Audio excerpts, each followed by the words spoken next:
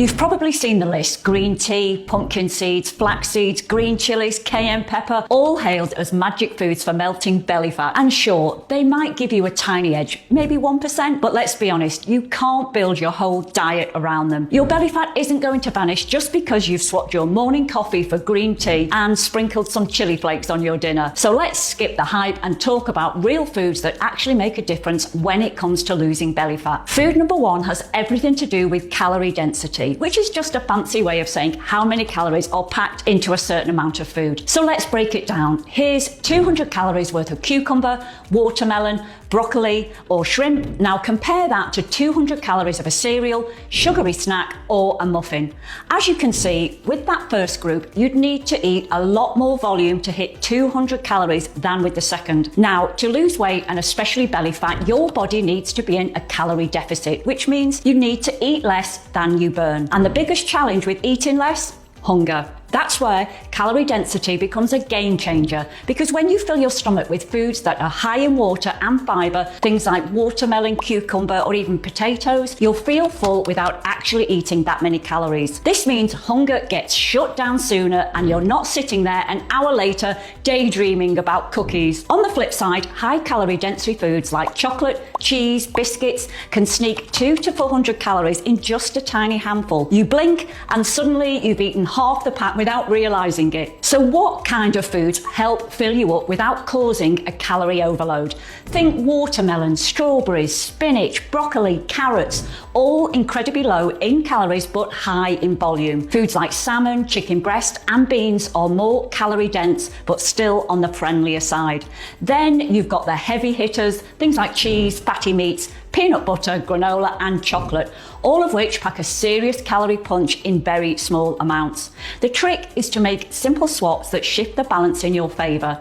If you usually have granola for breakfast, try switching it for some scrambled eggs. If your go-to snack is 2 pieces of peanut butter on toast, try having just 1 slice of bread and a banana on the side. For dinner, instead of a big plate of fries loaded with ketchup and sausages, go for a quarter plate of potatoes with some broccoli and a chicken breast. And if you've got a sweet tooth, don't cut out chocolate completely, just have 1 square alongside some strawberries instead of the full bar. Once you start using low calorie density foods this way, everything changes. You'll still be able to eat generous portions, feel full, and stay in a calorie deficit without even thinking about it. And believe me, the belly fat will start to come off naturally without feeling like you're starving yourself, especially when you combine it with food number 2. Depending on the type of food you eat, your body actually burns different amount of calories just to digest it, and that's known as the thermic effect of food, or TEF.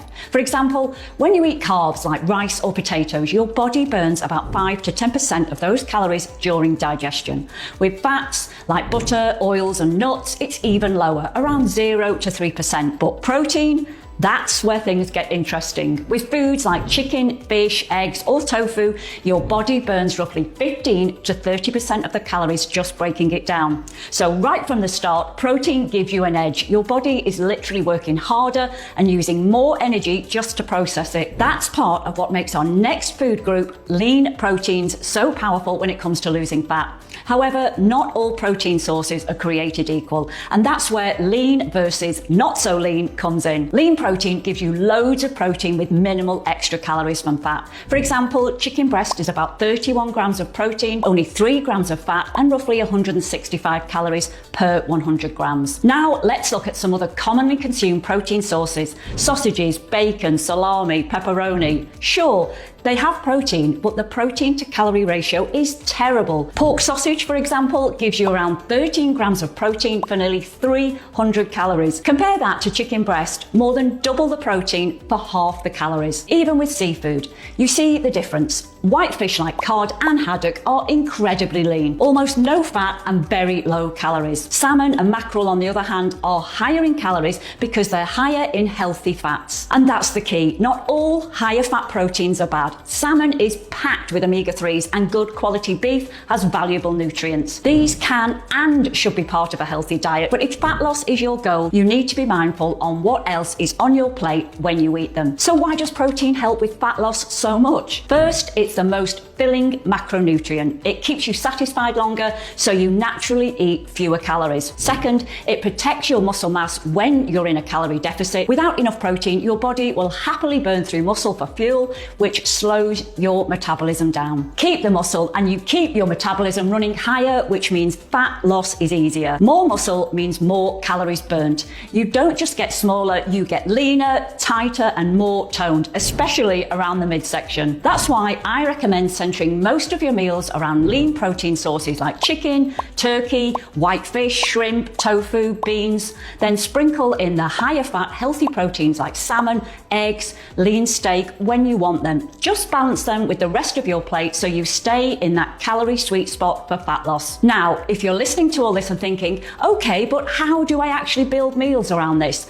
That's exactly where the Lady Change comes in. It's my coaching program designed for women going through menopause who want to lose belly fat in a smart, sustainable way. No starving, no cutting out foods you love. Inside, we give you full meal plans based on these exact principles: high protein, low calorie density meals that taste good and actually keep you full. So if you want to stop guessing and start seeing real results, I'll leave the link for the Lady Change below so you can check it out. So far, I've given you a lot of foods that will help you lose fat, but let's be honest, not all of them will appeal to you. Sure, broccoli is low in calories, and yes, cod is a great lean protein source, but if you don't enjoy those foods, then don't eat them. Because here's the truth, losing belly fat isn't about eating the perfect foods. It's about sticking to a calorie deficit consistently without feeling miserable. You don't get bonus points for suffering through kale if you hate it. What really matters is finding a way of eating that works for you. So if you can't stand broccoli, don't eat it. There are dozens of other vegetables that give you the same nutritional benefits. If you love comfort foods like burritos or burgers, the answer isn't to cut them out forever, it's just to find smarter ways to enjoy them. That might mean using leaner meats, make your own, skipping the heavy sauces, going lighter on the cheese, or loading up with more veggies to add volume without adding calories. This matters more than people think. Even the best diet in the world won't work if you can't stick to it. If you're constantly battling cravings or forcing yourself to eat foods you hate, that diet will not last, and belly fat loss becomes a short-lived win followed by rebound weight. When you include foods you enjoy in a way that still fits your calorie goals, you feel more in control. You don't feel deprived, which means you're far less likely to swing the other way and binge on all the foods you've been avoiding. So here's the move. Figure out your go-to foods. What proteins do you like? What carbs? What veggies? What fats? Pick a few solid options in each category that you genuinely enjoy and use those as your foundation. You don't need 50 different recipes. You just need a handful of meals that you like, that make you feel full and keep your calories in check. Once you build your fat loss diet around foods that fit your taste, everything becomes easier. So this next one isn't a real food, but more of a bonus tip that can seriously stall fat loss if you're not paying attention. Toppings and add-ons like oils, butters, cheeses, creamy dressings, and sauces. These aren't all bad for you. In fact, olive oil, natural nut butters, and even cheese can be absolutely part of a healthy diet, but they're extremely calorie dense. Just 1 tablespoon of olive oil is about 120 calories, roughly the same as a banana, and it's easy to pour 2 or 3 without thinking. The same goes for a few slices of cheese, a pat of butter, or a generous squirt of that ranch dressing. You don't need to cut them out completely, but be mindful with portions. Measure your oil instead of free pouring. Use a little less cheese, dressings, and spreads. You'll still enjoy all the flavor you love, but without accidentally adding hundreds of invisible calories to your day. Now you know exactly which foods to keep you full, which ones to go easy on, and how protein can work in favor for your fat loss. But knowing what to eat is only half the battle. The real challenge is putting it all together into a plan you can actually follow every